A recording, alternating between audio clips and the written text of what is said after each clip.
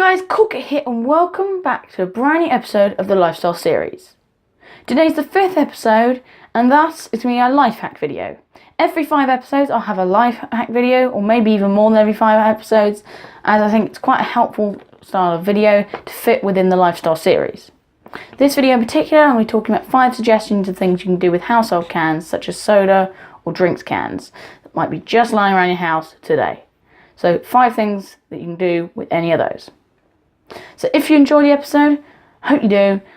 If you are new around here, definitely consider subscribing to the channel for lifestyle and life hack videos just like this, and much more on the channel. Let's do this. So the first thing you can do is you can make a candle or burner. Now, you can put, it's kind of difficult to do, and I was considering showing you how to do this, but you would cut the can in half.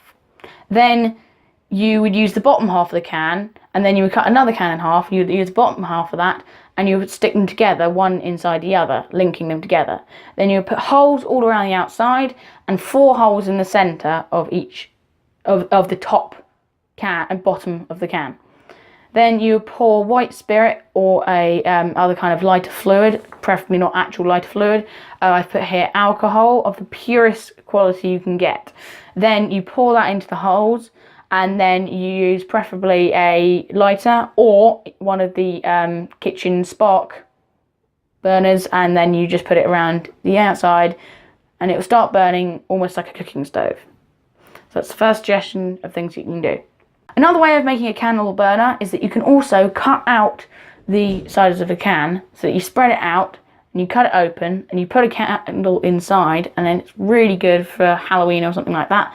So you can reflect the light back into the room from the candle on the metal. The second thing you can do is you can use it to make popcorn. If you get the can and you cut a flap in the top half of the can, and then you open up the flap, put corn inside with a little bit of oil, put it on your stove, put a bowl next to it underneath the flap, all the popcorn as it's made will pop up onto the flap and fall into the bowl. You have your popcorn. The third thing you can do is you can drink out of it without getting diseased or poisoned.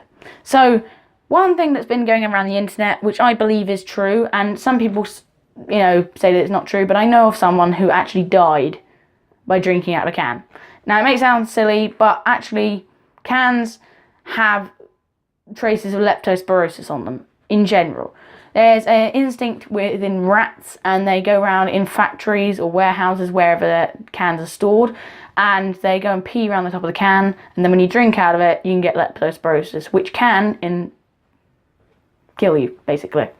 So the way you can do this is you can use a straw, but I know how annoying it is. Straws keep popping out, and straws are really annoying to use. So the way you can use a straw in a can, this is the way. So you would open up the can, and the flap that you use to open up the can, you would then push back down. You put your straw into the can, and then you push it to the edge, squeezing your straw, not so the straw is pushed inwards, because otherwise you can't get the amount of liquid into you that you do otherwise.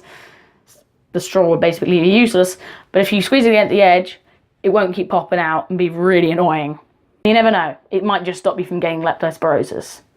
Fourth thing you can do with it is make aluminium ingots, or if you're in America, aluminum. So you can smelt down cans in a backyard furnace, which is very easy and cheap to make and use. So a backyard furnace is very easy to make, and I'll leave a link down below in the description of how you can make one. There was a channel that I found called King of Random, and he made a backyard furnace. It's very effective, quite cheap, very reliable. So I'll link that down below, you can go and check it out. Basically, you would put your cans into the furnace, they smelt down, and it explains all in the video. But you get a molten metal, and you get a little bit of scree on the top. You take that out with, obviously you would use steel, otherwise the metal that you use to poke it with would then also in turn get melted.